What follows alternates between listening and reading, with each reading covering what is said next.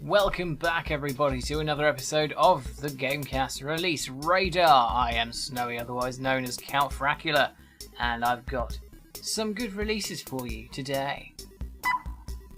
We will start with Rise of Industry, a game that has come into early access at the price of $16.99 on a sale until the 16th of February, at which point it will go up to $19.99. And if you're a fan of city building tycoon games like I am, this is very much up your alley.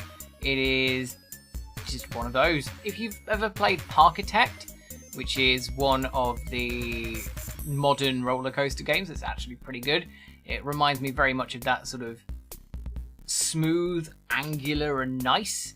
But from what I can tell, there's actually a lot of depth to this game. There is elements of not just building a city, but you have competitor cities who can try and actually do better than you in loads of aspects. You've got little towns who will be initially resistant to you because, you know, they want to be little insular, self-sufficient communities, but you can do things like PR campaigns to get them back on side. There's lots of little interesting systems that might not be in there yet because it's in early access, but if they are coming, that is a very promising idea. I'm looking forward to seeing where this game goes.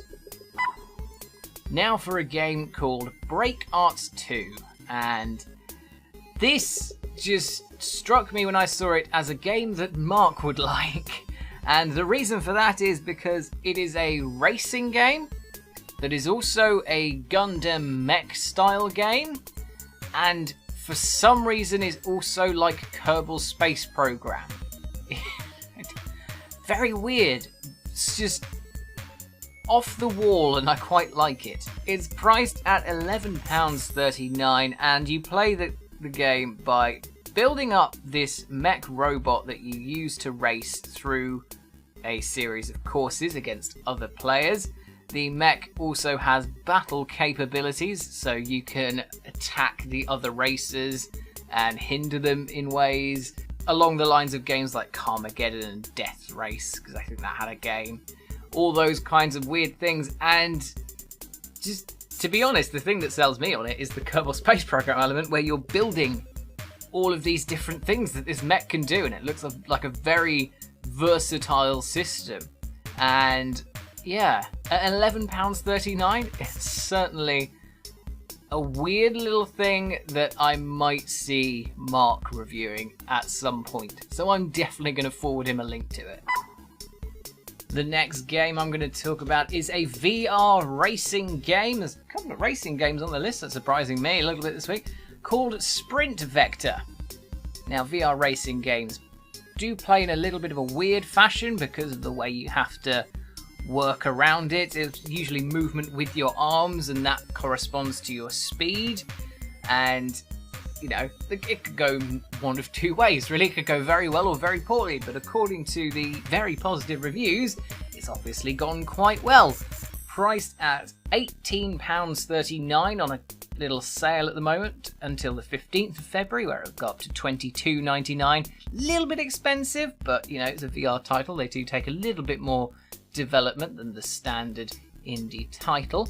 But yeah, it's very free running in its stuff, very parkour in what it's aiming for here. There's a lot of environmental hazards that you need to get around, and it just looks really fun, like a really fun game to play with some friends and even just against some AI. Obviously, there's only two of us here on the GameCast network that have a VR headset, myself and Vox, but, you know, one day we might all be able to have a game of this together. And if we do, that would be pretty damn fun. That's what it looks like to me. Pretty damn fun. The final game on my list for this week is called WarTile. And this is just... I was very confused by the initial screenshots of this game because to me they looked very much like the sort of thing you come up with on a sort of like a CAD demo or some sort of 3D modeling software as like a hey, look what I can do. But it turns out it's actually a weird board/card strategy game put onto PC. You know, these are obviously not new concepts in and of themselves, but what makes this one interesting is it's Viking themed, and the thing that sells it on me, to me, is just, I say this with a lot of games, but the way it looks, because it looks pretty damn gorgeous. I mean, I'm looking at a 3D rendered massive tree, and it's all hex-based strategies and everything, and just, this looks like a sublime game, just even through aesthetics and through the way that it looks like it'll play. I like a good hex-based strategy, and I might actually have to buy this. And that brings us to the end of another Release Radar. I hope you enjoyed it. If you did, give us a like, subscribe, or a share, whatever you fancy. Our social links are down in the description. I hope you enjoyed our Twitch launch if you were there for it last week. If not, there will be a VOD of it available, the full 2.5 hour thing. That's obviously just a thing for this first one. The rest of it will be a little bit more split up, and this Release Radar will probably end up on the second Twitch broadcast, so hello if you're watching this on there for the first time. But yes, our broadcast thing went very well, we're very pleased with it, and our format thing is going quite well. So thank you all very much for watching all of this and all of my rubbish, and I will see you next time for more releases.